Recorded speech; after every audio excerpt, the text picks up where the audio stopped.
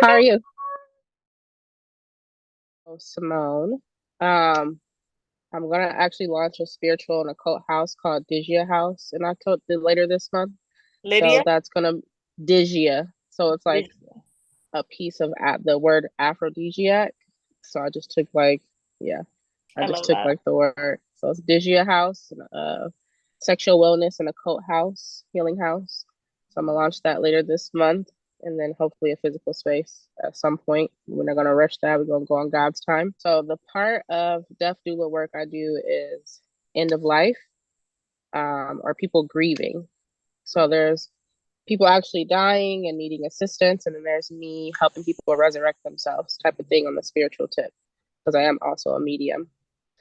And a lot of people struggle with holding on to a lot of grief, Yeah. and the heart becomes like a graveyard for a lot of things, and they can't move on or move past certain situations in life. You know how I know? Because I've been Mhm. there. Yes. So those are the two sectors. Or even when someone loses a child, I have the Pell Advocate um, certification for that, so I know how to help people grieve through and or grieve the loss of a child and things like that, which is that's a hard one. That's So heavy. That's very heavy. yes, yes, so a lot of heavy work, but I find a lot of joy in helping people come out of the darkness and see the beauty in themselves. I'm kind of taboo with it though, because I'm like, if you keep having miscarriages by a certain person, spiritually, I don't think you're meant to be with that person. So, but I don't like to. Sometimes I gotta stir up the pot, but it's just what I've seen, what I've experienced. So, oh, and I'm from Nebraska. What would be that process to kind of help somebody through like that grief? What does that look like? So I've had one client who had a grandmother passing, and she didn't know how to properly. We don't. There's no one way to process grief. So kind of consulted with her on like what was going on, what she needed from me, and I told her what I provided. Um, and usually we create those special boxes for them, um, in those times as well. But we kind of did something a little different, and I'll touch on that. Um, Simply because of her tradition and her religious things don't like things in jars or boxes. So we did Mm. something a little different. So aside from talking about like consulting and talking about what I do and what they need assistance with, it's kind of like a 3 month process with this specific person. And their grandmother was like their mother. So it's almost like losing your mother, and it is essentially a mother. Mm. Um, so that process was very interesting. Instead of telling people they're going to be okay or all right, you just let them feel the emotions, because emotions are just little triggers to let us know something is off or we need to address something, in my opinion. And to feel them instead of ignoring it or pushing it down, because again, your heart can become a graveyard. We want the heart to be alive, well, and pumping, you know? So that's kind of the process. And then when the website is launched, I'll be able to book and see what we've done so far with clients, and what their chosen method of like the memorial box of them. What will be, instead of having a box, we did like a ceremony of candles and celebrating her life in private with me and her. And kind of like a divination or like a ancestor elevation, not right away, but just like putting that white candle there to start the process, because you don't want to do that right away. So that was for her. And then thereafter, I did like weekly check-ins on how she's doing, how she's feeling, how she's honoring herself, making sure she knows that she's the blood of her blood and her ancestor, and that she's always with her, especially if you're honoring her in such a way.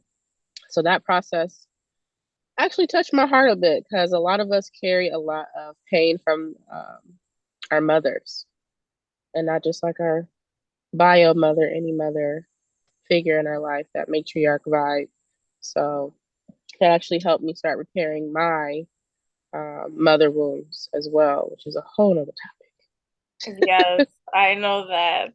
Yes. My sister and I were just talking about our own mom and how we have you know, it's three of us from my mom, but we all got a different version of my mother, and we're constantly talking about my grandmother as well and her character and the anger and, like you said, just keeping it all in the chest. And like that just reminded me of how a lot of people, they're like this, they're hunched over, they're like Yeah, they have so much that they're suppressing in the holding heart. in. Yep. Posture is a big indicator of what people are holding in. And even like in the, for example, a client who had it was a miscarriage. Yeah, it was a miscarriage. And you hold a lot of pain and trauma in your womb space and um, even heartbreak from other people, you know. Mm-hmm. So we had to do stretches and I had to stretch her out because I also do laying of the hands, which is kind of like Reiki, but it's not to roll my eyes, but they have anyway. So I guess. stretching her out to get that grief out, to get those feelings that she's just like holding on to it, and she was just like crying and wailing and all of that, and then doing like a ceremony for the baby to release it back in the astros, which is very important. I didn't do that right away, obviously. Um, but yeah, it's been an interesting process. I actually love it. Do So you incorporate when it's cases like that where it's a miscarriage or maybe even like an abortion, do you incorporate any type of vaginal steaming yeah, for I recommend a lot of prescriptions to clients.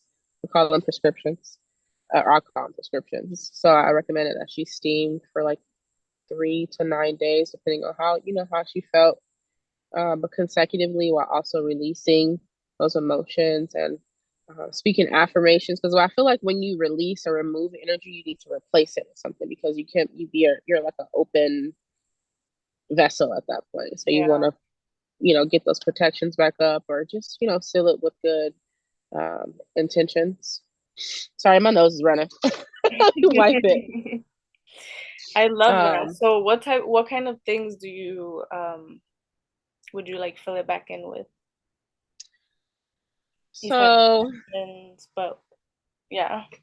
What would that for look like? her specifically, to let her know that, what did I have her say? I can never remember what I tell people because it'd be just spirit running through me. So for me Yeah. personally, I'll tell you something I did for myself because I had to have an abortion of twins, and those energies follow me around heavily still. So I had to tell myself I'm not wrong for that, and that, just there's a lot of shame that comes with grief, which is very interesting to me.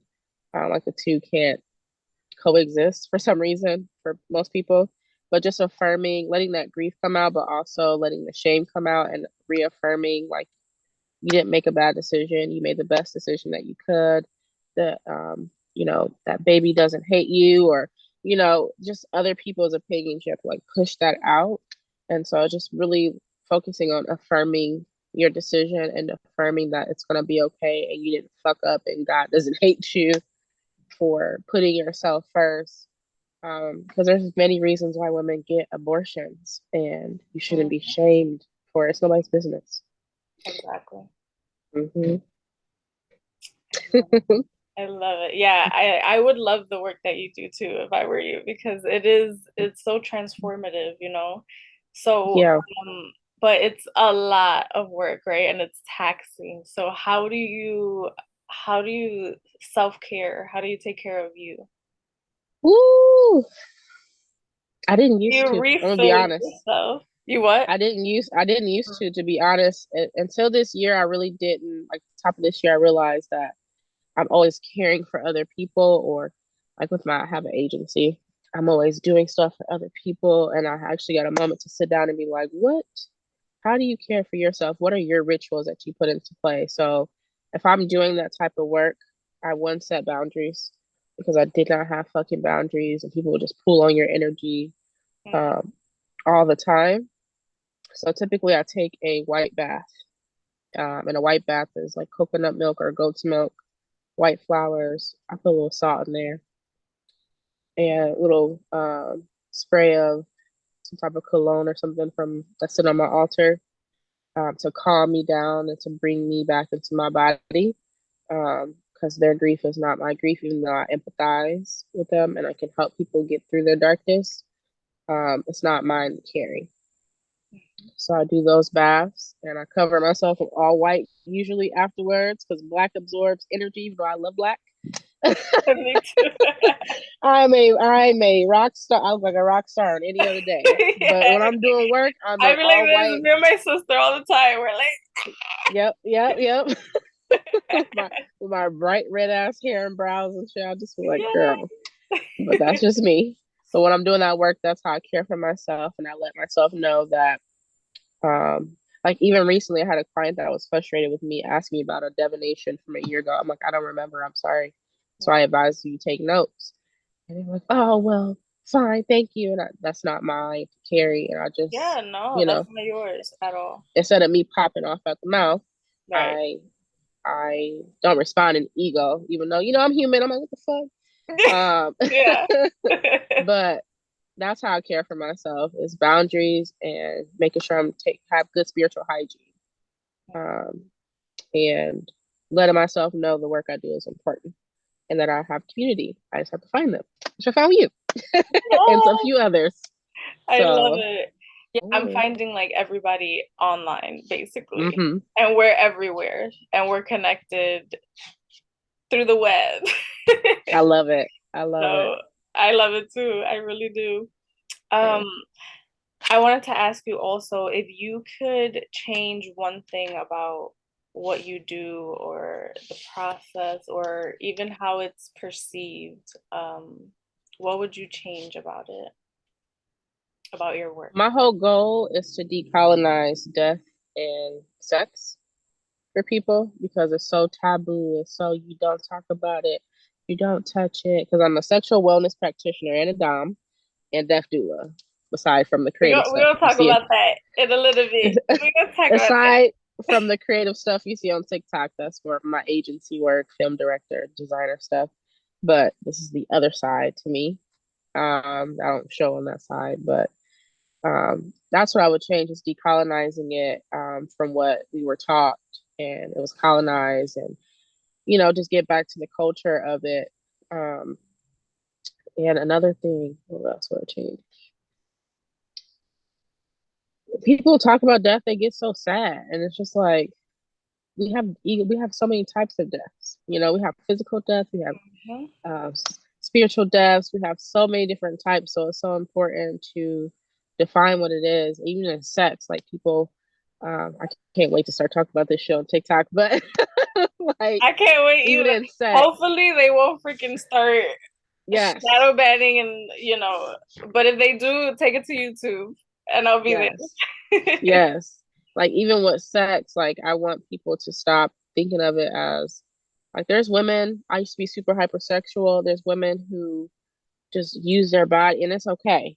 I'm not shaming nobody, but like you're gonna feel that shit at some point. You need some type of spiritual maintenance, not no fucking rose bath. You need some real maintenance Mhm. on your body and your spirit. Um, so I would say those two things in a long-winded answer. Yeah, I literally same. Sex, it creates ties with that person, energetic bonds, and For still do somebody it. who You can used to be a enjoy it. You can,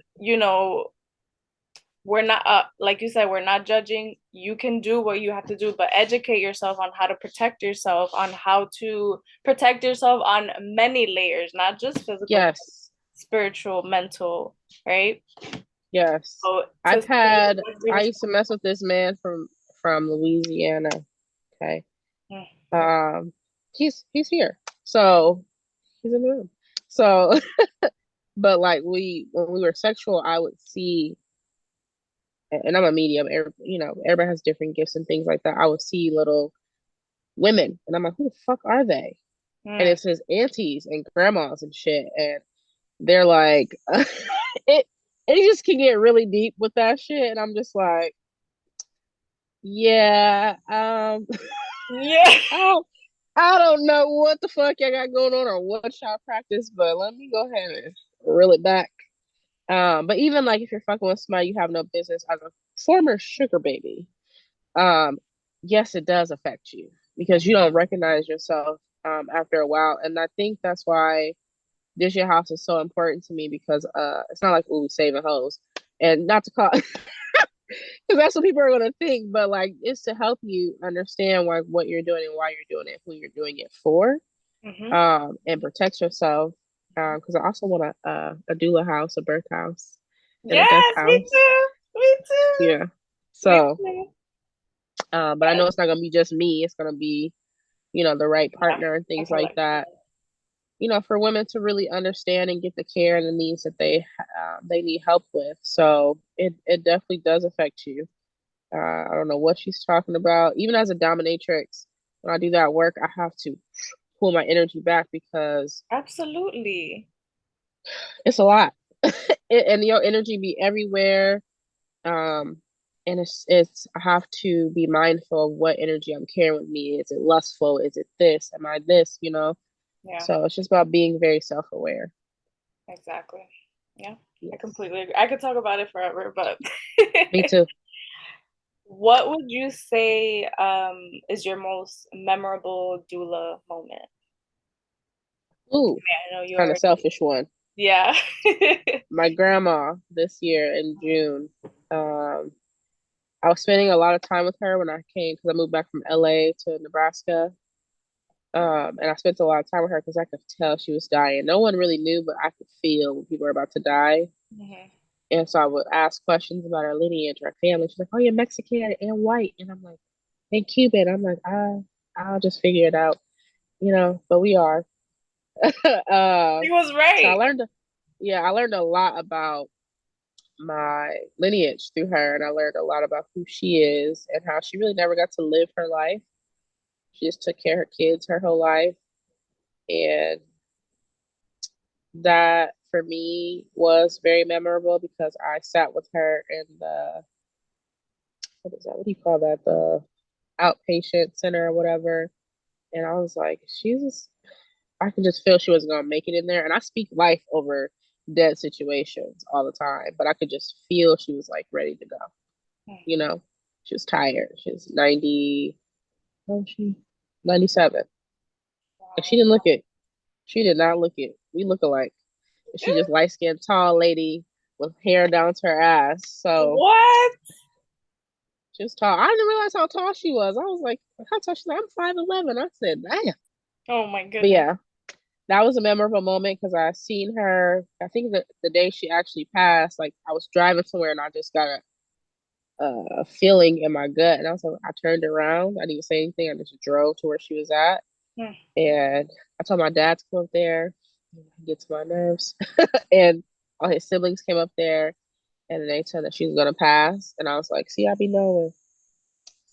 So that was a very memorable moment because I got to sit with her, learn about myself, and again, it sounds selfish, but I've never got a chance to do that with, a mother of my own. So that was the most memorable because she's so sweet, and she reminded me through, um, whoops, she reminded me through like my changes and things like that to continue to keep a heart full of sweetness and stuff like that. So that was memorable. Oh, I Kind of love that. sad, but memorable. Yeah, I love that. Yeah, that reminds me of my like, well, not my grandma was mean as hell, but but her sister was like the sweetest woman ever. And the same, Oh, she didn't get to really do anything besides raise her kids, and then yeah. she helped to raise us afterwards. And she lived with us for a while, and she would take care of us, and we spent a lot of time with her. And so yeah, that reminds me of, and it's just No. so, it's like so close to you. Yes, yes. And That, and how you were talking before, how you help people through that transition, you light candles with them, and maybe like pictures of their loved ones. My mom, she's from the Dominican Republic, so we do that too. Like when somebody passes, we put a white candle with the picture for, I think, like 9 days, right? The uh, novena, 9 days. So yes. everybody has like a grieving. or every culture has like that grieving, I guess, ritual or ceremony. Yep, because in Louisiana, I think they dance with the casket. Yep. It's like Yeah, a party. It's a whole yep, party. yep. I love I that. was like, what the hell? That's tight as fuck. If somebody do that for me, I just don't want to be buried. Don't bury me, please. Yes, me either. Me do either. not do not bury me. Please let me go. Blast me into space or the ocean. I don't know. Do not put my body in this ground, please. I used to want, I'm like, either smoke me or plant me into a tree, a huge Yes, tree in a property yes, or something. yes. And if I have my own land or whatever, he's pretty dope because he has his own land and stuff where he wants to Oh be yeah. buried on his land and stuff with his family. I'm like goals, like if I do burn me, but put me on the land or something. You Yep. know what I'm saying? Yep. Exactly. With some flowers or something. Yep, yep, And don't let nobody walk on my shit. yep. And always keep my flowers fresh, please. And let me get a Shit. glass of water. Yep. And give me all my offerings right here. So who would you say is, I mean, I know with maybe with being a death doula, this might be hard, but who would your ideal client be? Like what would be their vibes? Or maybe not the death doula, or maybe being the sex doula, right? Sexual Ooh. educator. So I'll answer the death first. So, hmm, ideal client. I don't know. Oh, that's a really good question. Maybe Someone, how do you vet your clients? Or how do you like do you just take on any client that comes to you, or how do you no, even I kind of scoped them out. I kind of scoped them out. So, what I'm gonna have them do is apply or inquire. Mhm. Um, I'll say apply because, and to kind of see who they are and get a feel. And I'll kind of stalk their socials to see who they are. But an ideal sex doula client will be Cardi B. Oh my God, please tell me why, please. And how I would you don't know? know. I just feel like it would be amazing because, okay, I feel like she's a past, sex worker and things like that, and she's in the industry. And I'm pretty sure she's into Santeria, but I want to put that in her mouth.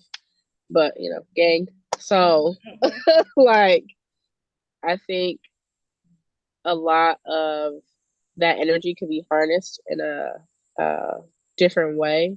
And not saying change who she is or anything like that, but even like with her partner, like change that energy. Like it'll just be really cool to explore, or even Beyonce. She popped up in a dream one time. She's a little dark, but we'll talk about that So dream I've another time on heard. a So personal I've a heard. personal Yeah. level. Yeah. We'll talk about Yeah. that. Yeah. I have to tell you about that dream because I that need dream to was know. fucking crazy. I was like, oh, that's a little dark. But on a normal tip, like anybody who I don't know if I really want to work. I'm not opposed to men because I feel like men get shut out of spaces because they can, be creeps and stuff. But she and they's, despite the pronouns, if you want to talk about just regular everyday people, um, someone who has at least some type of understanding of the occult in some manner or themselves, and whatever work they do, it don't matter. You can be a farmer, you can be whatever, and you want to help yourself or you want to grieve, like get through the grieving of something like it, a person who is self-aware and they may deal with a lot of people or energies on a daily basis. They may have gone through a lot on the deaf side and they don't know how to process it. It could be a gang member. It could be a rapper. It could be a farmer because that's taxing on the body.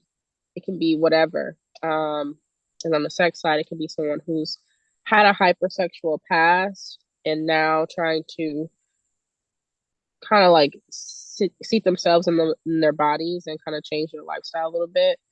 Because that's hard to do without addressing the traumas or whatever. Even if you didn't go through anything traumatic, just adjusting your lifestyle and your image, which who gives a fuck?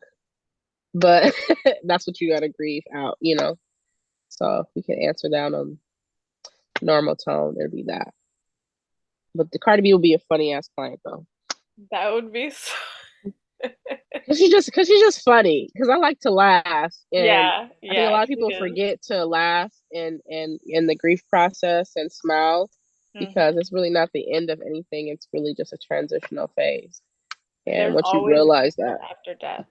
Always. yeah, yeah, yeah, oh yeah, and that's the exciting part. And it's like you get a chance to take what you learned from that person or whatever and like implement it.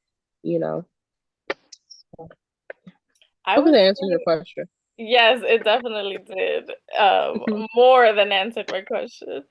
Um, but yeah, I always feel that I mean, doulas are there to be in an event that's transitional for people, and I feel like every transition is a death transition. When Yes, you give birth, you die. Like yes. that shit is crazy. You And literally I die. think every lady needs to have a closing of the bone ceremony Yes. after you give birth, because dude, the amount of trauma that I had a great, happy, healthy pregnancy. I did not plan that pregnancy. I love my son, but I didn't plan on having kids till I was like 35 or in my 30s, like I am now. Um, and it was hard because I didn't want his dad to be the father, one, you know, but I was already too far along. I didn't know I was pregnant until I was like 5 months. What? Um, I You could have been didn't. on that show. I didn't. I drank a beer and I threw it up, and I was like, that's why my hormones are crazy. I knew automatically when the beer came up, because who throws up beer? Nobody. Yeah. Yeah. Um, and then after that, I was just like trying to get, I did a lot of great things career wise, but I was all over the place emotionally, you know, and which caused postpartum, because I think postpartum for me personally, it was a lot of things that weren't addressed prior to having a baby. Um, and also having PCOS, your hormones are all over the place anyway. Hmm. So just not the proper care support either. Um, yeah. Yeah. We could talk about so many things, and I definitely want to talk again about, everything well, if you want to share, of course, about, Of course. what that looks like, that death of giving birth and or let's maybe we could talk about it a little bit. Like when you gave birth, how did you feel during that matrescence period where you're postpartum and you're like, what are you thinking? Like, what are you going through? What I does that think death look like? when I first got out the hospital, I was like, what the fuck? I was like, I really have a baby. I was like, is this my baby? And I was like, and I couldn't produce milk like I wanted to because my body was in a state of shock and stress. Like I didn't even dilate. I dilated 1 centimeter and that's it. My body would not, it was like, I'm not pushing this baby out. And I wanted to. Yeah. I think my body was just in so much shock and stress. Yeah. I Tense. couldn't produce milk. Yep. I couldn't produce milk. And that's also trauma, you Mm-hmm. know? I couldn't produce milk. I was just in a state of shock, but I also loved the baby. I was so like, oh my God, I have a child. But I knew that his dad wasn't going to be the dad. I just knew that Mm-hmm. he needed. So I was like way too far ahead like in the future thinking about things, but I was also very sound in my thinking at the same time because I was right. Even Mm-hmm. though I feel like we could project our thoughts, but I just knew by how he reacted after I gave birth. He went to hang out with his friends versus being there Right. with me and the baby. And I don't trust hospitals. Uh, and I think a lot of it was me like, who am I? It actually kind of helped give birth to myself, honestly. And I don't like using that saying of like, oh, my kid saved me, but he helped me give birth to myself. So every time it's his birthday, it's my birthday. Yes. I don't tell him that, but I like, celebrate. It's like, I won't take away from his day, but like, I gave birth to you, so this is cool as fuck. Um, But I literally started questioning everything about myself, why I was doing it, who I was doing it for, why am I around certain people, why do I react certain ways. I started questioning everything about myself, and not in the sense of like criticizing, but asking myself real questions that I've never asked before, because I've just been in flight and fight mode my whole entire life. Mm. And then I finally got a chance to be like, oh, who the fuck are you? And I will say, Sway had the answers. No, I'm just playing.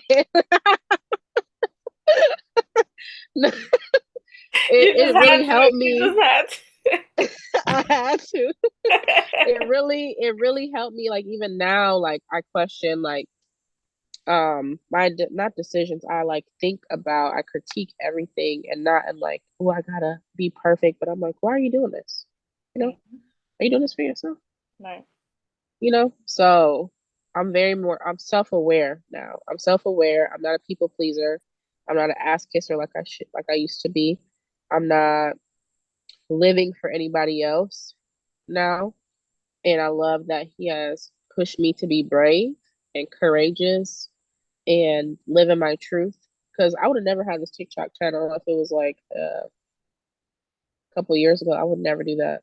I would never do that. I would never do that. Like, so I'm it's like helping so me give happy you birth. did. Yeah, it's helping me give birth to myself and have confidence in myself, because I used to be very conscious of everything about myself. I'm like, there's absolutely nothing wrong with you. You're fucking tripping. You need to get it together and work on your subconscious. I also started therapy. He's at my child's in therapy and play therapy. So like I take care of myself in all ways. Like there's still things I'm working on, because I don't feel like, oh, once I get to this level, then I'll treat myself. I don't operate in extremes anymore, either. Like, oh, it has to be this bad or it has to be this good. I like live the fullest now. Um, so I'm much more present. Even though I still think about like future things or reflect on past things, I'm very much present in my thinking and how I act and my moves instead of like worrying about shit so much or how's this going to happen. I'm much more, I have, it also pushed me into my ATR journey, African traditional religions, and figuring out where I come from, who I am, who my foremothers are, things like that. So many ways he helped me. Like, you're about to get your shit together. Ground you. He grounded you. Yes, yes, yes. Hopefully that answers your question. I would you say what would be a tip if you had to give just one tip to anybody that is thinking about being a doula, whether a death doula or full spectrum or anything. Work on healing your mother wounds. Um, any wounds that you have. Um, Even if you, because people say that some people are like, oh, I don't have any. Everybody has something, you Mm. know. But a lot of people, they want to go into healing people without fixing them. So I don't like using that word fixing, without really being aware of who you are and why you want to do it. That's my tip: is don't do it for a trend. Look at your family's lineage. Look at why you're interested in certain things that you're interested in. I've never, like when I first started like dreaming about life, what I wanted to do, I heard fashion design, film direction, sexual wellness. When I was like 19, like, what the fuck does that have to do with anything? Like, what does that have to go? That doesn't go in the picture. And then I heard start, um, understanding I can see death and death doula stuff, and I was like, what the hell? I don't want to do none of this. I don't want to do. I ran from this for so long. So just make sure it is aligned with you and that it's something that you can handle. Um, yeah, and not going into it wanting to save anybody, because you only you can only save yourself. You can provide assistance and community and support, but don't go into it trying to be Captain Save a Ho, please. You would drown yourself in the end. You're gonna burn yourself out and you don't know what you're gonna be able to do. You can't do anything for anybody. Yep. Yep. Yep. I So could talk to you forever, but this is gonna cut us off in a minute. So, okay, cool. um, for the last minute, just how would clients be able to find you? And how can people get in touch with you? Okay, yeah. So Digia House has an Instagram and we'll have a TikTok. And it has an Instagram. It's Digia Disia and house, like you spell house. They can contact us there and through the website or through the website, please. You can DM, but we're going to launch soon. So that's how people can contact us. And they'll be able to email or inquire or book. Be pretty cute. Awesome.